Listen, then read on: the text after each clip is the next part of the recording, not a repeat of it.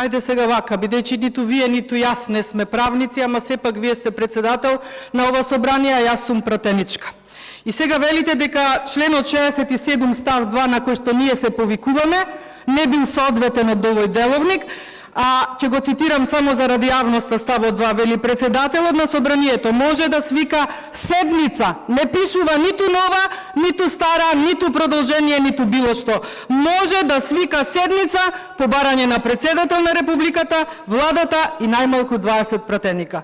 Друго што сакам да го истакнам, овој член 67 е содржина на главата 5 од деловникот, а главата 5 се однесува за одржување на седници на собрание. Членот 81 на кој што се повика председателот на ова собрание, исто така се наоѓа во оваа глава која што се однесува на одржување на седници на собранието.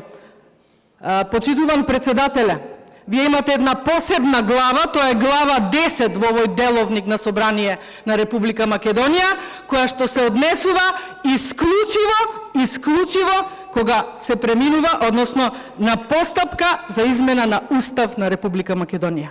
Вие оваа глава треба да ја читате, да ја знаете наизуст, затоа што се однесува на постапка за измена на Устав на Република Македонија. И во оваа глава, почитуван председателе, членот 196, ставот 1 и ставот 2, многу добро на два пати е споменато дека оваа седница, кога ќе се отвори со ваква точка, треба да заврши најдоцна за 10 дена.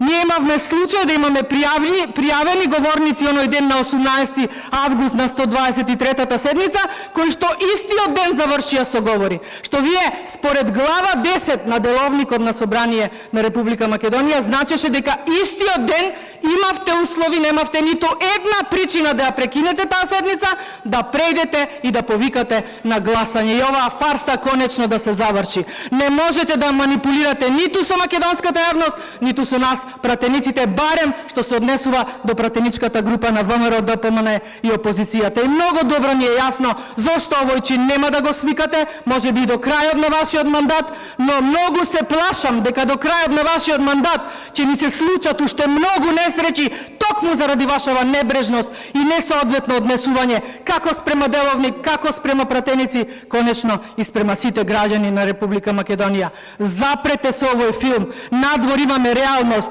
надвор ни се случуваат ужасни настани за кои што е крената целата јавност на нозе, а ние денес овде ќе ви гласаме, односно ќе си гласате закон за да се амнестирате. Уште еднаш ќе прашам, како стоите ми?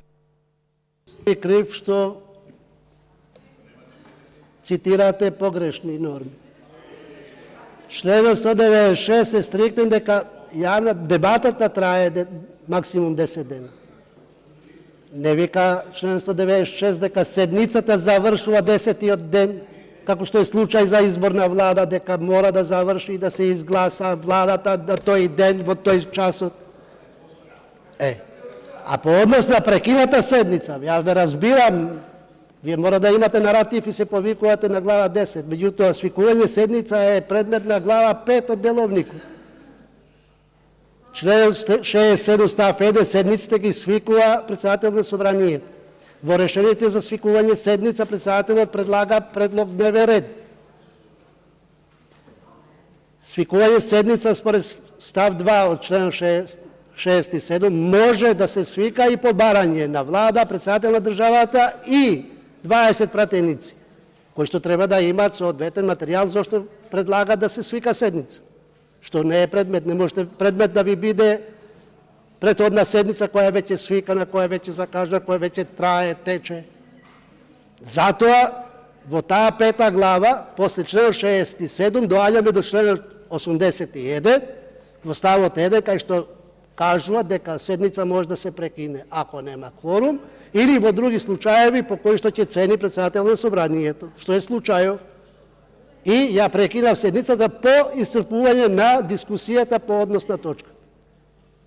И членот 81 во ставот 5 вика прекинатата седница, времето за продолжување ја определува председател на собранието. Не сум ја крив што е изричито и ексклузивно е дискреционо право на председател на собранието.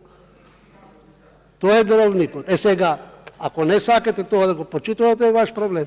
И јас сум за повекот дека во клиниката на онкологија е сторено кривично дело кон човештвото, кон заболените и ова секако дека сите ќе го оспоруваме за тие лица, за да се откријат лицата кои што го сториле истото. Несомнено е дека ова ќе го стори и Министерството за внатрешни работи, Министерството за здравство и владата. Имињата се уште не се познати, меѓутоа ќе се обелодинат.